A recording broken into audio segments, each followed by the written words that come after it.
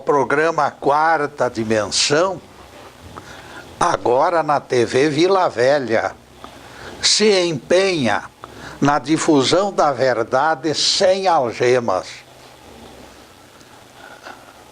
Algo precisa ser entendido. Fruto do amor, que é a ponta da pirâmide, a magnanimidade desponta como complemento. O mestre valorizou todas as virtudes que outros filhos dos homens popularizaram.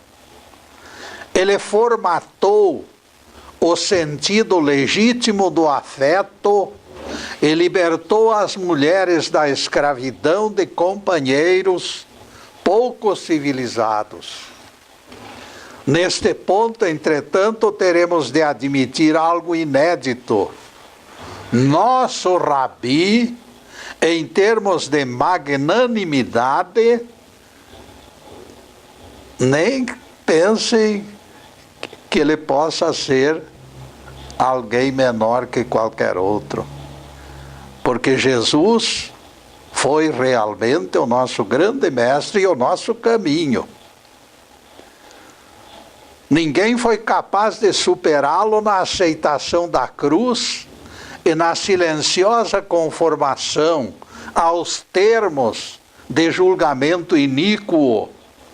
Calado, o grande mestre caminhou pela íngreme ladeira do Gólgota, como ovelha conduzida ao matadouro. Quando piedosas mulheres interromperam sua marcha ao encontro do martírio, ele próprio as consolou com palavras confortadoras. Filhas de Jerusalém, não choreis por mim, chorai antes por vós mesmas e pelos vossos filhos, porque se ao lenho verde fizeram isto, quanto mais o farão ao lenho seco. Lucas 23, versículos 27 a 31. Mesmo sofrendo dores, o Nazareno preferia antes confortar as multidões, nunca lhes negando alívio e perdão. O tema de hoje será lição insuperável de Jesus. Existirá virtude relevante que possa ser colocada em destaque, uma virtude lá em cima, algo que agrade ao Senhor e que marque o ser humano de maneira indelével? Clarence Wall, famoso pelos jantares com celebridades e convidados ilustres, costumava sabatinar os frequentadores. Certo dia, a sua indagação abalou a clientela pela edificante arguição proposta. Qual a qualidade do caráter humano que você considera insuperável? Alguém respondeu de forma lúcida e compreensível: tolerância em relação aos pontos de vista da outra pessoa, desde que tal atitude não o leve a considerar-se superior. Outro sabatinado disse na mesma linha de raciocínio: dar algo dos seus esforços e de seus bens sem pensar em recompensa ou reconhecimento. Mulher componente de grupo formulou opinião: jamais julgar os atos do próximo sem conhecimento de seus motivos e recusar-se a bisbilhotar o que realmente aconteceu. Finalmente, o último que se dispôs a dar sua opinião exclamou: perdoar o mal que nos tenham feito, sem alimentar mínimo pensamento de revide ou de vingança. Clarence brindou a todos com o sorriso de alguém satisfeito e grato. Atingi meus objetivos, disse ele. Atingi meus objetivos. Foram apontadas as partes essenciais desta virtude que eu considero a mais nobre e a mais rara qualidade de seres humanos. A síntese me agradou, a cooperação de vocês me comoveu.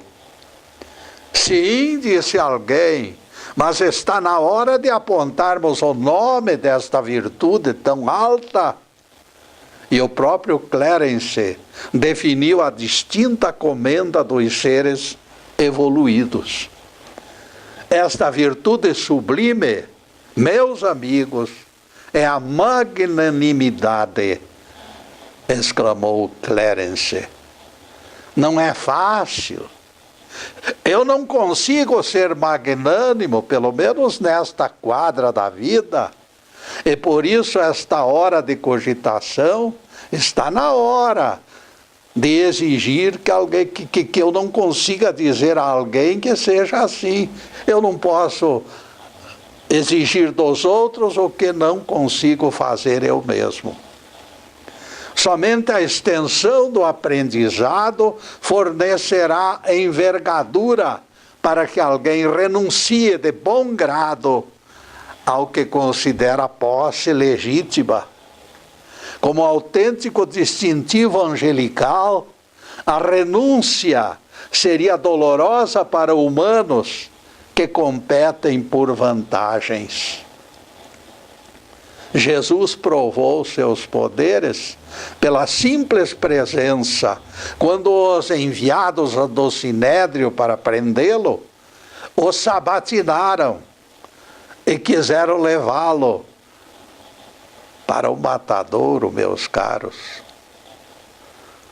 E eles ficaram sem forças diante dele, perderam as forças.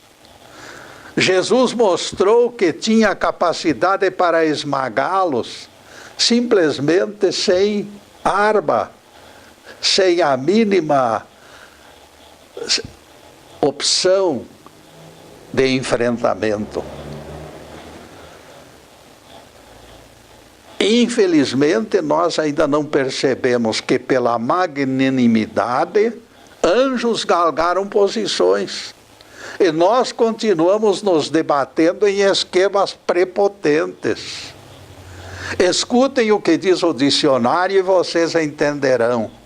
Magnânimo, do latim magnanimus, significa grandeza de alma, generosidade, bizarria, longanimidade, próprio de alma nobre. Ninguém se iluda.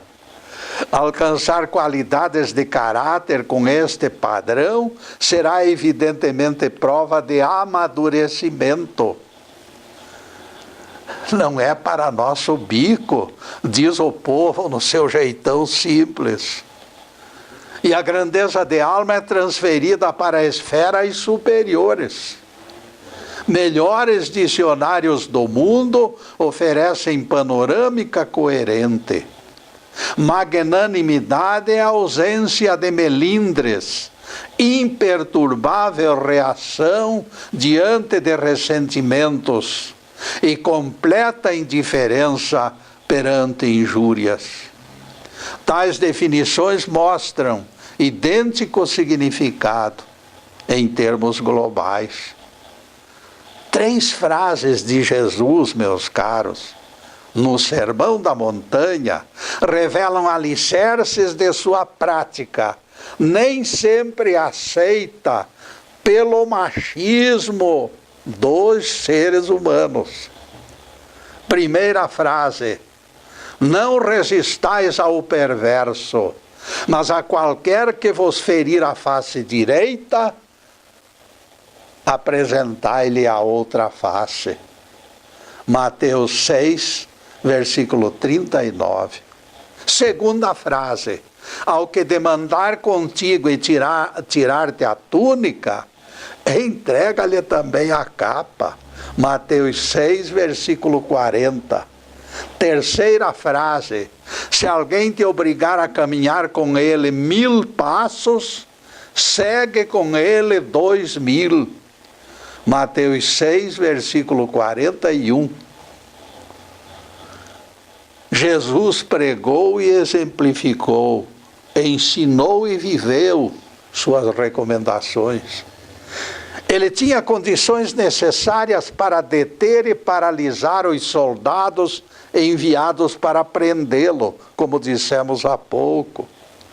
A quem buscais? Perguntou o mestre.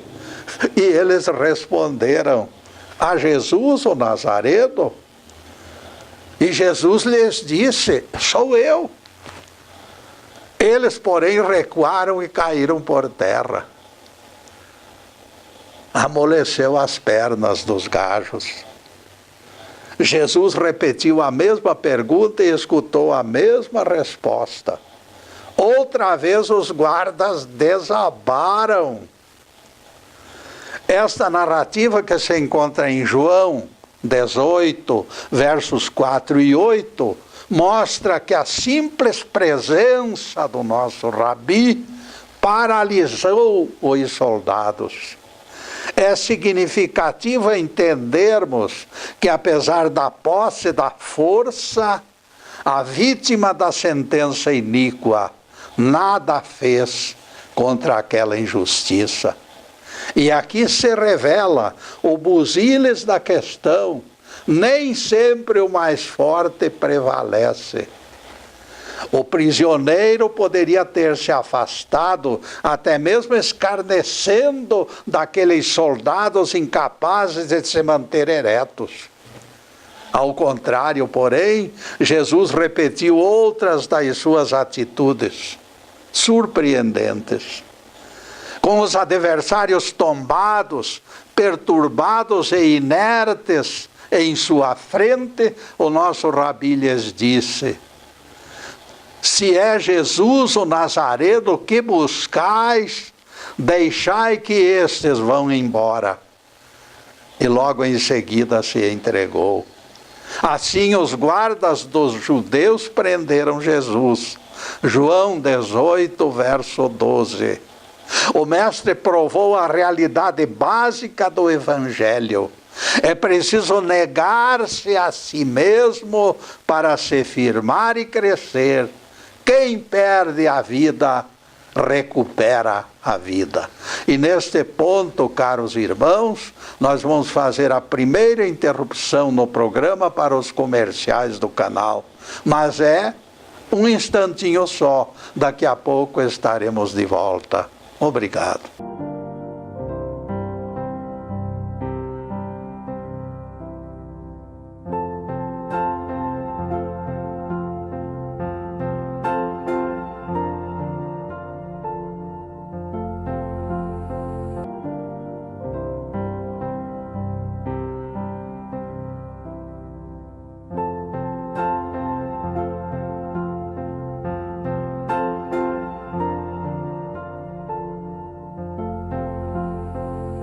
Já estamos no segundo bloco do programa Quarta Dimensão. Já organizamos a edição de julho das visualizações de nossas 170 palestras no YouTube. A soma atingiu 15.890 acessos no conjunto da obra. A palestra Jesus ordenou o trabalho no sábado continua campeã em termos de visualizações, justificando-se pelo seu conteúdo incomparável. Valerá que você também assista este corajoso desabafo. Para quem trabalha sozinho, estou satisfeito com os números. Afinal, 15.890 amigos nos prestigiaram. E nós agradecemos. O importante é que os acessos continuam crescendo. O conteúdo deste horário é gravado nos estúdios Fernando Martins e transmitido ali nas quartas-feiras, ali pelas 10 horas, passando um pouquinho, pelo Facebook, Live TV PG. Agradecemos e parabenizamos o Fernando pela audiência que tem sido surpreendente. Semana passada alcançaram 2.545 pessoas assistindo. Semana passada. E agora voltaremos ao tema lição insuperável de Jesus. No perde e ganha do reino de Deus, a essência da verdade se encontra nas palavras do Cristo. Quando negamos pretensiosas convicções do orgulho, reforçamos o alcance dos nossos olhos espirituais. Nós enxergamos mais longe. Ser magnânimo não significa covardia. Jesus já dissera: ninguém me tira a vida, eu espontaneamente a dou, tenho autoridade para entregá-la e para reavê-la. João 10, verso 18, palavras de Jesus. Depois de perder a eleição para Barrabás, Jesus foi açoitado e escarnecido pela soldadesca. Despojando-o das vestes, cobriram-no com um manto escarlate, coroa de espinhos na cabeça e na mão direita caniço. Mateus 27, versículos 28 e 29. Ajoelhando-se diante dele, os soldados gritavam: salve nosso rei! A visão profética o mantivera informado de todas aquelas agressões. E a antecipada visão do drama do Calvário valorizava ainda mais o gesto magnânimo. Jesus sabia o que iria sofrer. Percebam que o mestre tivera tempo para repensar a disposição passiva que causaria tantas humilhações. Cuspindo nele, tomaram o caniço e passaram a bater com ele na sua cabeça. Mateus 27, versículo 29. O caráter magnânimo do homem de Nazaré ficou comprovado naquela sexta-feira. Permaneceu o exemplo, firmou-se como preceito. Magnânimo com os algozes, Jesus ratificou o procedimento correto do cristão.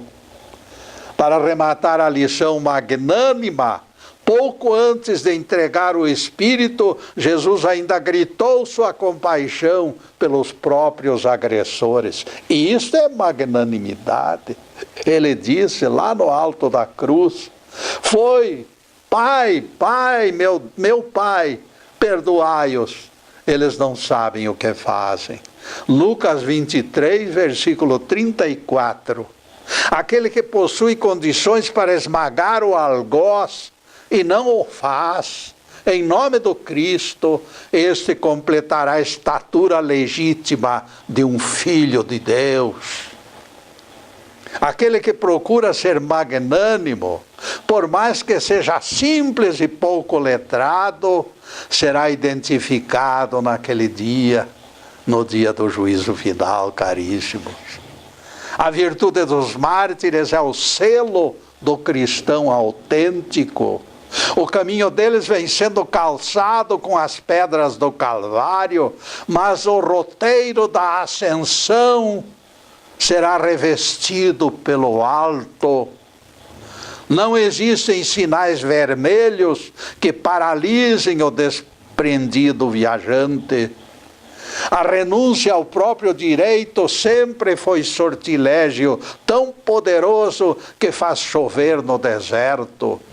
Desapego e renúncia imortalizaram nomes na memória dos séculos. Abraham Lincoln, por exemplo, atingiu por este lado grau tão elevado que este traço do seu caráter identifica a sua personalidade histórica. Embora sofresse perseguição como poucos, ele realizava sobre-humanos esforços para jamais ferir seus inúmeros perseguidores. Edwin Stanton publicou críticas ridicularizando o presidente, ao ponto de apontar Lincoln como palhaço. Vejam só. Enraivecido contra o presidente, Edwin o apelidou gorila. Desligado das descortesias, Lincoln nomeou Stanton para ministro da guerra. Pode uma coisa destas? Suas respostas sempre foram desconcertantes. Ele cumpria na letra o axioma de pagar o mal com benefícios.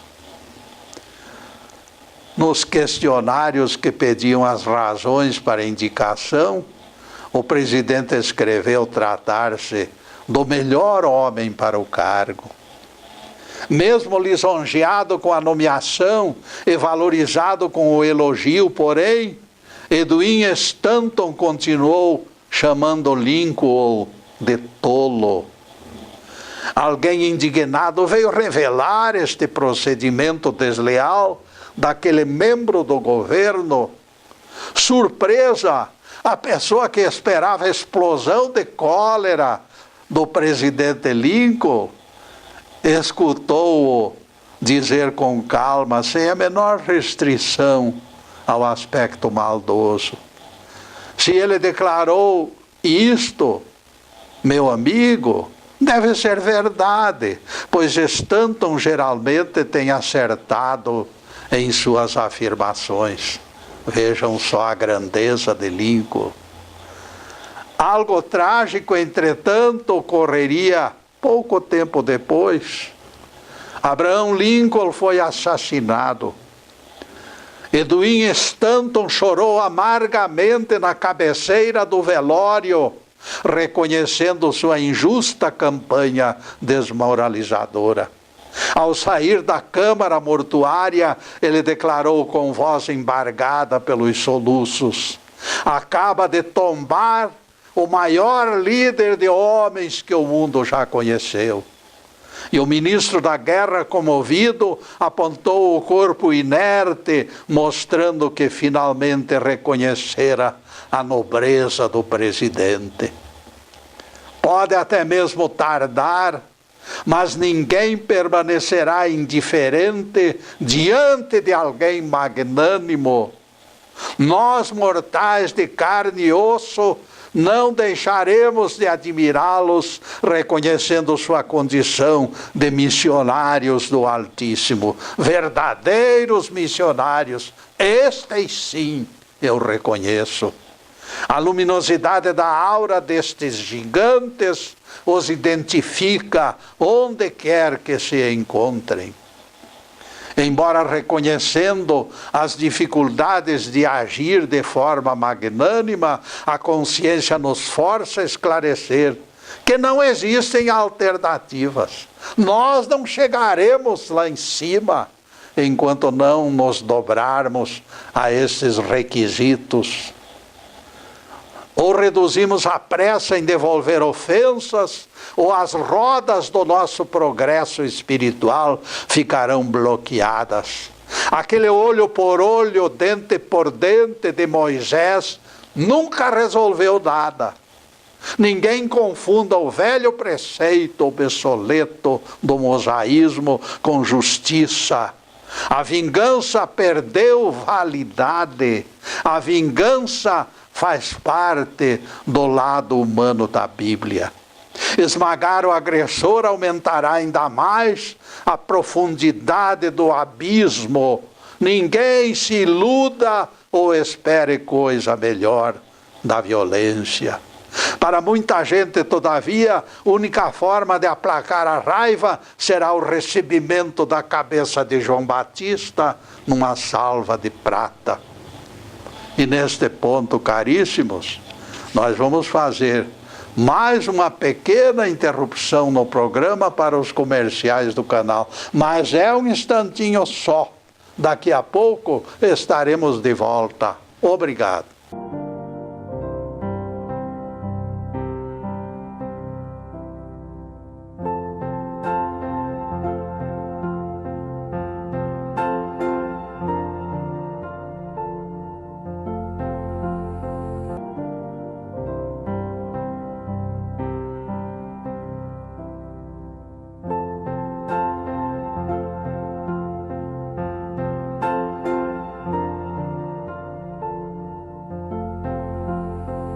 Estamos retornando com o programa Quarta Dimensão, terceiro bloco. Será oportuno voltarmos ao assunto tratado na abertura do programa, de vez que existem críticos que apontam excessiva liberalidade de Jesus. Entregar a outra face ao agressor tem sido questionado por adoradores do rei Davi, endeusado pela morte de Golias. Vejam só. A justificativa infantil de alguns pregadores para o crime contra Golias foram suas palavras desafiantes contra Jeová. Justificativa infantil. Aqui mesmo no Brasil, meus caros, aqui mesmo no Brasil nós assistimos a saga de Rondon, na grande cruzada de emancipação dos povos indígenas. O lema desses profanos idealistas, profanos, hein? Não eram religiosos, profanos idealistas, eu digo, era morrer sim, matar nunca. Sim, Getúlio, mas você precisa entender que os índios eram selvagens. Se Rondon os perturbou, ele tinha que aceitar a reação deles. Ele tinha que contemporizar. O seu reparo, meu amigo, reflete o grau de insensibilidade em que se encontram os cristãos ainda no século XXI.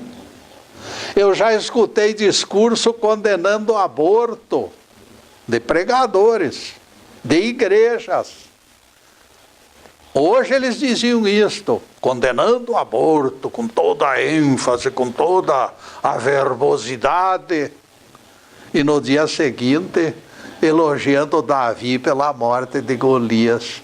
Isto aí é uma incoerência verdadeiramente incompreensível.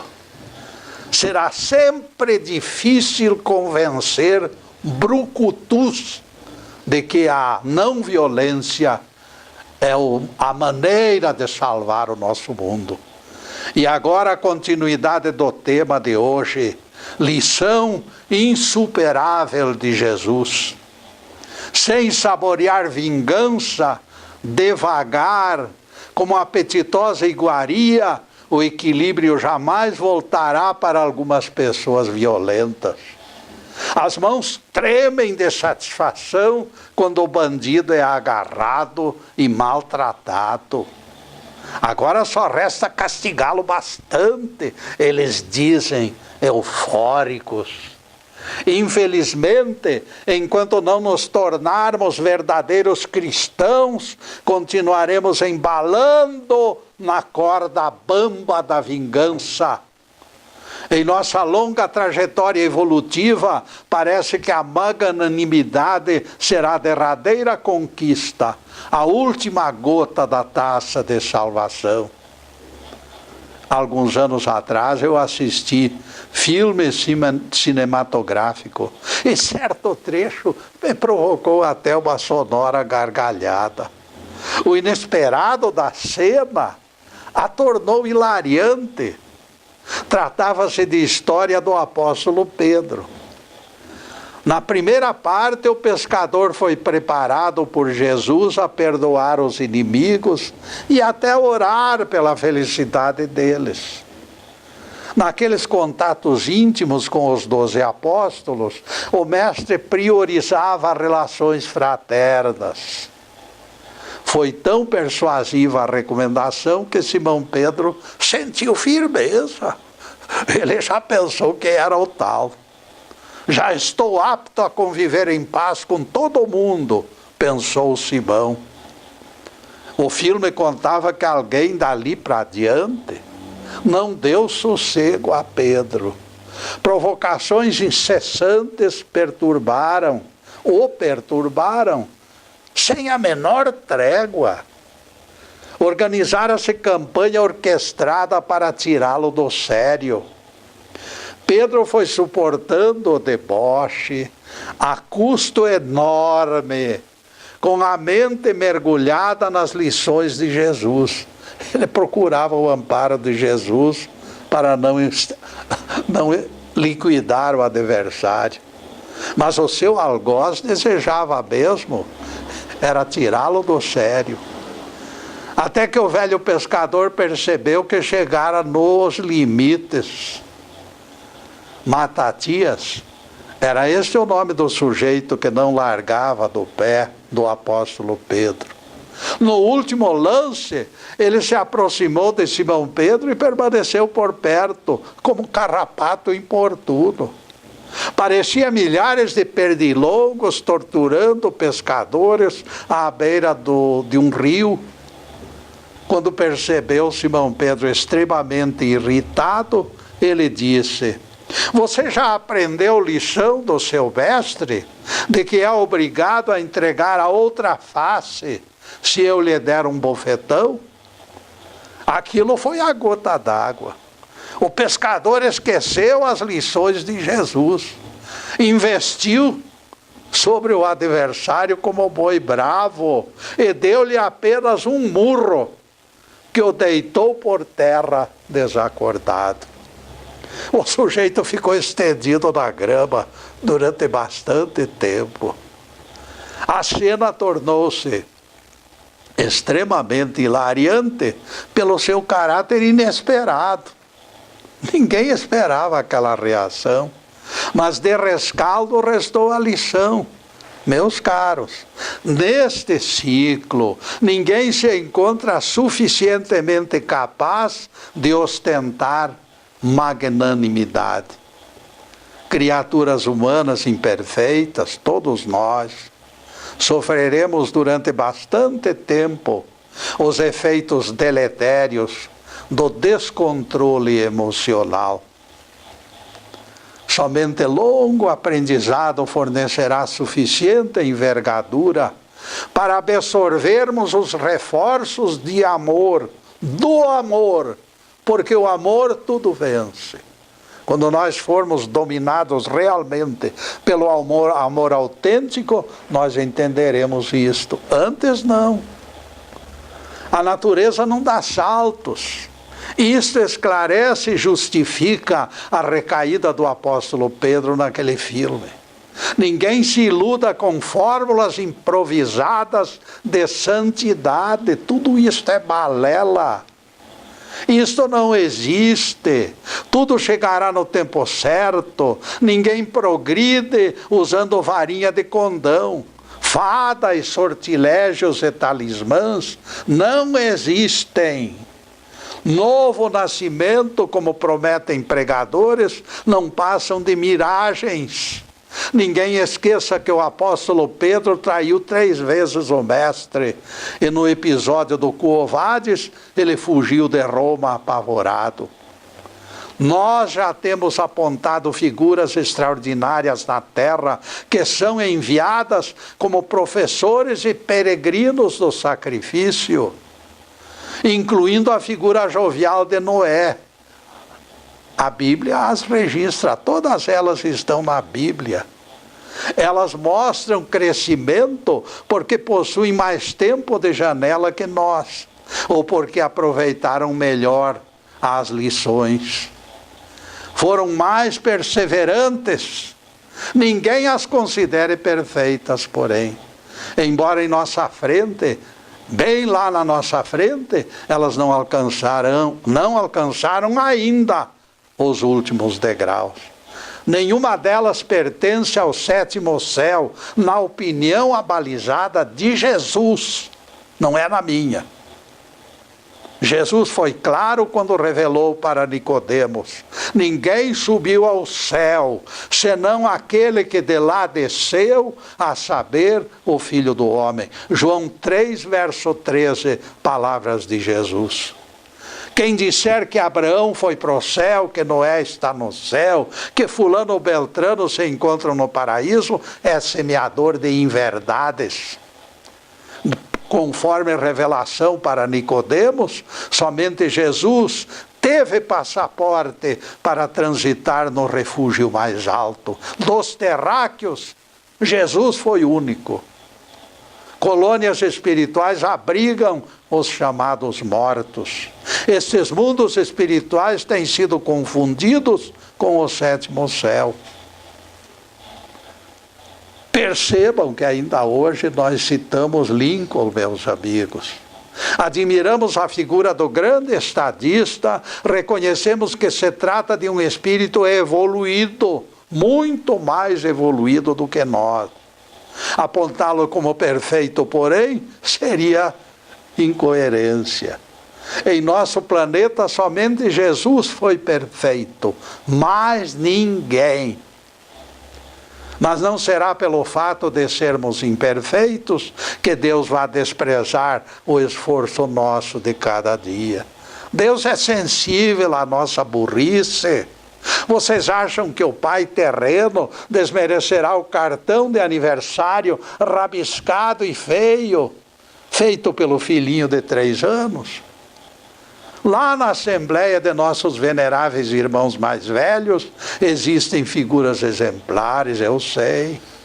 Não são santos nem deuses, mas são apóstolos dignos e sábios, assessores do Cristo em aperfeiçoamento. Eles estão reunidos nos mundos espirituais.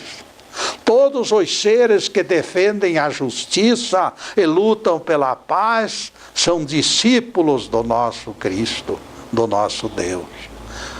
Muito obrigado, meus amigos. Mas agora nós vamos fazer mais uma pequenina interrupção no nosso programa para os comerciais do canal. Mas é um instantinho só.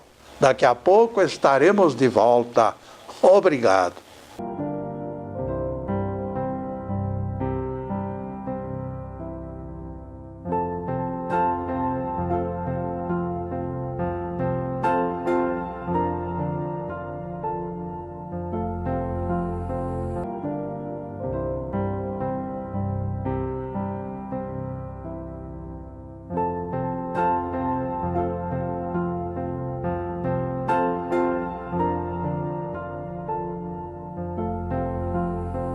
Passaremos agora ao último bloco do programa Quarta Dimensão.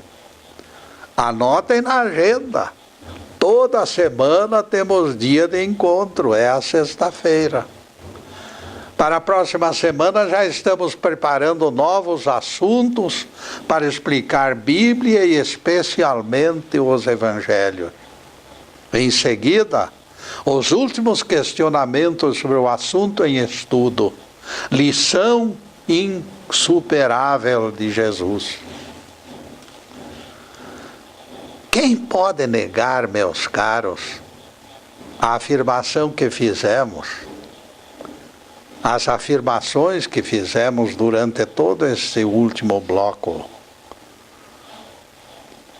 E quem pode negar a grandeza provisória e relativa, é claro, de Nelson Mandela, de uma figura como Gandhi, de Francisco de Assis? Nós temos tido professores eméritos, professores engrandecidos por essa seiva que vem do Cristo. Bastará tomarmos conhecimento das perseguições com que castigaram Mandela e todos o aceitarão na lista de magnânimos. Acaso alguém sabe quantas vezes este gigante foi preso? Dificilmente algum matemático teria condições de fechar esta conta. Algo é sabido por todos, porém. Alcançada a independência da África do Sul, Mandela eliminou da memória as lembranças amargas. A magnanimidade se fez presente em todas as suas decisões como líder nacional. Ele teve a grandeza de estender as mãos para os próprios perseguidores. Rancor foi eliminado no caldo generoso da sua magnanimidade. Todas as barreiras se desfizeram e as cores da pele se misturaram pela vertente do perdão incondicional. Magnânimo, meus caros amigos, é apelido de gigantes. Nelson Mandela demonstrou que não era menor do que os maiores. Na mesma África, lembramos Jomo Kenyatta, do Quênia. Quando alguém relembrou as atrocidades praticadas contra ele pelos invasores de sua pátria, imediatamente ele esclareceu: vamos esquecer o passado e olhar para o futuro. Sofri prisões, mas isto não é relevante. Estou firmemente disposto a esquecê-las. De agora em diante, todos os esforços deverão ser feitos em benefício do Quênia.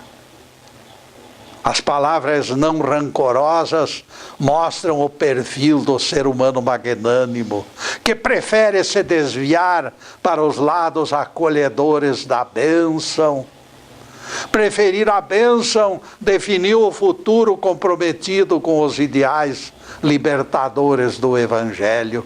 E esses ideais se fundamentam, acima de tudo, no amor ao próximo. Fazendeiros implacáveis inimigos de Kenyatta aplaudiram-no e muitos permaneceram no Quênia depois da independência. Eis doutrina maravilhosa do Cristo, marcando influência nas próprias relações internacionais. É o Evangelho ditando regras de convivência no compasso do amor. Esquecer o mal e apostar todas as fichas no bem. Quem aciona os poderes de caráter magnânimo colherá frutos. Não é sem razão que o grande mestre disse: amai aos vossos inimigos, abençoai aqueles que vos maldizem e orai pelos que vos perseguem e caluniam. Mateus 5, verso 44. Repito o que já disse hoje. Não é fácil este triunfo do Espírito sobre a maior das nossas fraquezas. Valerá o esforço e a prática, porém. Você vai se revoltar contra o aguilhão, os seus melindres ficarão nos cascos, mas o Espírito do Evangelho finalmente o fará triunfante. Relembremos palavras do nosso Rabi. Ele afirmou o abençoado slogan 70 vezes 7. Vejam, a matemática ajudando na esfera do amor. 70 vezes 7 é o tempo infinito do ser vivente magnânimo. Quando esteve detido na famosa prisão de Xangai, na Segunda Guerra, John Wilson foi brutalmente torturado. Revelou mais tarde que lhe parecera impossível perdoar os agressores. trecho de hino que falava dos passos do Salvador pisando a ladeira do Gólgota. Martelaram sua consciência, no entanto. O ferro em brasa do exemplo de Jesus queimou todas as suas motivações de indecisão. Imaginou o rosto de Jesus marcado de espinhos e não percebeu rancor algum naquele rosto santo. De repente tudo desapareceu em termos de mágoa. Ele se deparou induzido ao perdão, sentiu-se arrastado a se tornar magnânimo, botou para fora a escravidão da mágoa. Eu concedo o meu perdão a todos vocês, meus irmãos, foram as palavras que Wilson deixou escapar de maneira altissonante. É claro que a magnanimidade não significa aprovação do mal, nem ela será cobertura para que não se puna o culpado. Esse deve ser punido e Deus sabe a maneira de puni-lo. Puni-lo para educá-lo. Jamais a magnanimidade servirá para sequestrar o fogo da justiça. Ela apenas pede o alívio da pressão enquanto cauteriza feridas. Fique claro que na derradeira instância só o Senhor do céu pode julgar. Se não perdoardes a quem vos ofende, é a advertência clara de Jesus, o Pai do céu também não vos perdoará. Na verdade, somos chamados não somente a perdoar, mas também a esquecer, afastando da mente o pesado fardo da injúria. Clara Barton, uma das fundadoras da Cruz Vermelha, foi lembrada de crueldade que haviam feito contra ela. Disseram: você foi maltratada por fulano ou beltrano. Sua resposta imediata desconcertou a informante. Eu me lembro com certeza que este fato já foi completamente esquecido há muito tempo, esclareceu ela.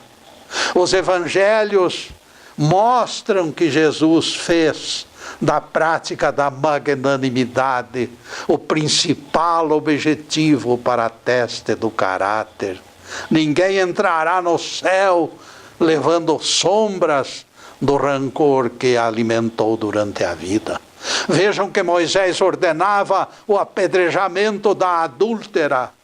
O marido enganado esperava a sua morte. Aqueles homens com pedras em cada uma das mãos tornaram o apedrejamento a arma contra o próprio Jesus. Mas o mestre apelou para o tribunal mais alto, o tribunal da consciência. Quem estiver sem culpa nem mazela, atire a primeira pedra sobre ela. De repente as pedras foram descartadas, inúteis, pelas areias soltas do piso.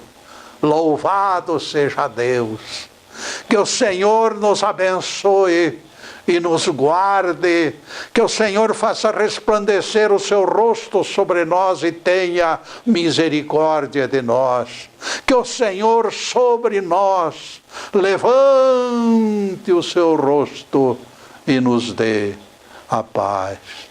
Louvado seja o nosso querido Deus Pai.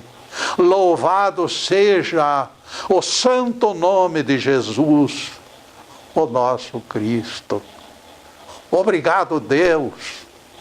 Obrigado, Jesus. E para vocês, meus amigos, que se encontram além desta câmera, o nosso abraço fraterno, o nosso pedido ao Pai Celestial que derrame todas as bênçãos sobre as famílias. Bênçãos de paz, de harmonia, de saúde, de prosperidade, mas acima de tudo, meus caros, de muito amor no coração. Obrigado, meus amigos, e boa noite.